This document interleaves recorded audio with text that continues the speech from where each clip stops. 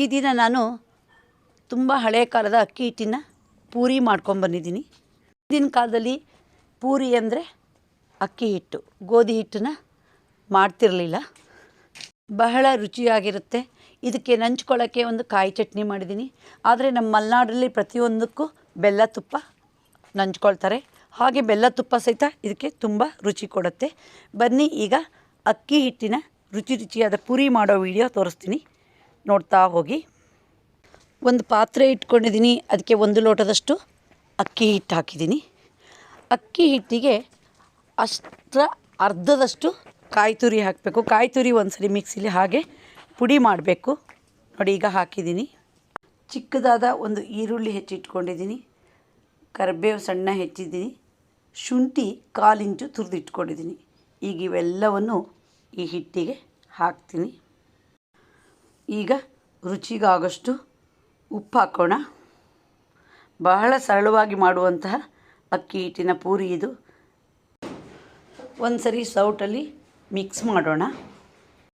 ನಂತರ ಕೈಯಲ್ಲಿ ಕಾಯಿ, ಶುಂಠಿ, ಈರುಳ್ಳಿ, ಕರಿಬೇವನ್ನು ಚೆನ್ನಾಗಿ ಮಿಕ್ಸ್ ಮಾಡಬೇಕು.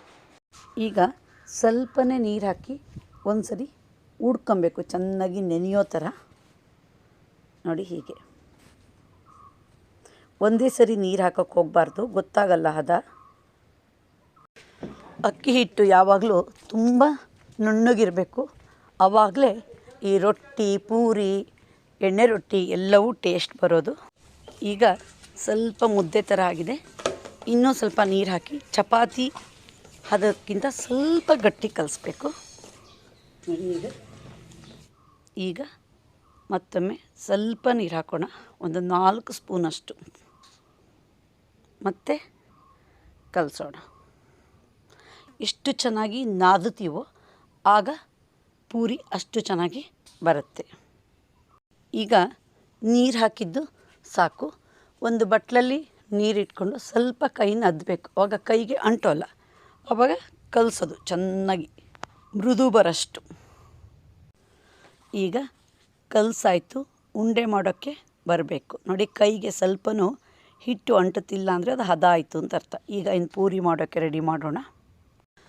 ಒಲೆ ಮೇಲೆ ಬಾಣಲೆ ಇಟ್ಟಿದ್ದೀನಿ, ಕೊಬ್ಬರಿ ಎಣ್ಣೆ ಹಾಕಿದ್ದೀನಿ. ಕೊಬ್ಬರಿ ಎಣ್ಣೆ ಕರಿಯೋಕ್ಕೆ ತುಂಬ ಟೇಸ್ಟು. ಎಣ್ಣೆ ಕರೆದ ಮೇಲೆ ದಪ್ಪ ಬರಲ್ಲ ಅದು. ನಂತರ 2ರಿಂದ 3 ಸರಿ ಮತ್ತೆ ಕರಿಬೋದು. ಆ ಕರೆದ ಎಣ್ಣೆ ಸಹಿತ ಅಡುಗೆಗೆ ಉಪಯೋಗಿಸೋಕ್ಕೆ ಬರುತ್ತೆ. ಈಗ ಎಣ್ಣೆ ಸ್ವಲ್ಪ ಚೆನ್ನಾಗಿ ಕಾಯಲಿ. ಒಂದು ಬಾಳಲೆ ಪೀಸನ್ನು ಕಾಯಿಸಿಟ್ಕೊಂಡಿದ್ದೀನಿ. ಈಗ ಅದಕ್ಕೊಂಚೂರು ಎಣ್ಣೆ ಹಚ್ತೀನಿ.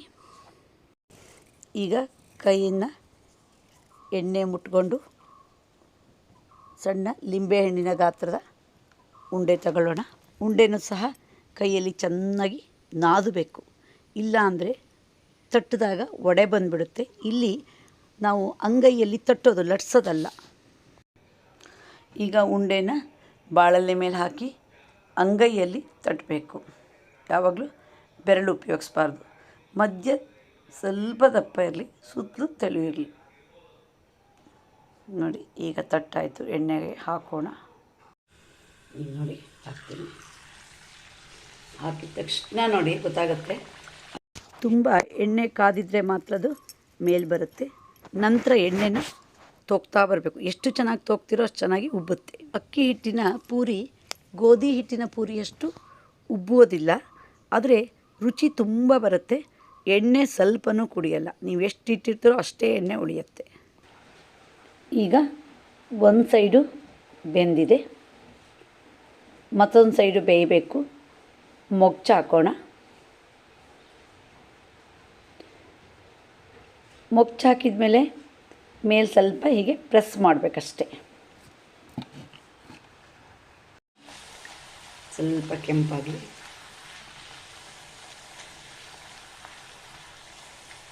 ಇದಕ್ಕೆ ಕಾಂಬಿನೇಷನು ಕಾಯಿ ಚಟ್ನಿ. ಬೆಲ್ಲ ತುಪ್ಪನೂ ಚೆನ್ನಾಗಿರುತ್ತೆ, ಕಾಯಿ ರಸ ಚೆನ್ನಾಗಿರುತ್ತೆ, ಸಾಗುನೂ ಇದಕ್ಕೆ ಚೆನ್ನಾಗಾಗುತ್ತೆ. ಯಾವ್ದು ಬೇಕಾದರೂ ಮಾಡ್ಬೋದು. ಬಹಳ ರುಚಿಯಾದ ಅಕ್ಕಿ ಹಿಟ್ಟಿನ ಪೂರಿ ನೀವು ಒಮ್ಮೆ ಟ್ರೈ ಮಾಡಿ ರುಚಿ ನೋಡಿ. ಯಾವುದೇ ಎಣ್ಣೆ ತಿಂಡಿ ಕರೆದ್ರೂ ಸಹಿತ ಡೈರೆಕ್ಟ್ ತೆಗಿಬಾರದು. ಸ್ವಲ್ಪ ಹೀಗೆ ಓರೆ ಮಾಡಿಡಬೇಕು, ಆಗ ಎಣ್ಣೆ ಎಲ್ಲ ಸ್ವಲ್ಪ ಬಸಿಯುತ್ತೆ. ಈಗ ಪೂರಿ ರೆಡಿ ಆಯಿತು ನೋಡಿ. ರುಚಿ ರುಚಿಯಾದ ಅಕ್ಕಿ ಹಿಟ್ಟಿನ ಪೂರಿ ರೆಡಿ ಮಾಡಾಯಿತು. ಈಗ ಇದನ್ನು ಟೇಸ್ಟ್ ನೋಡಿದರೆ ಸರಿ.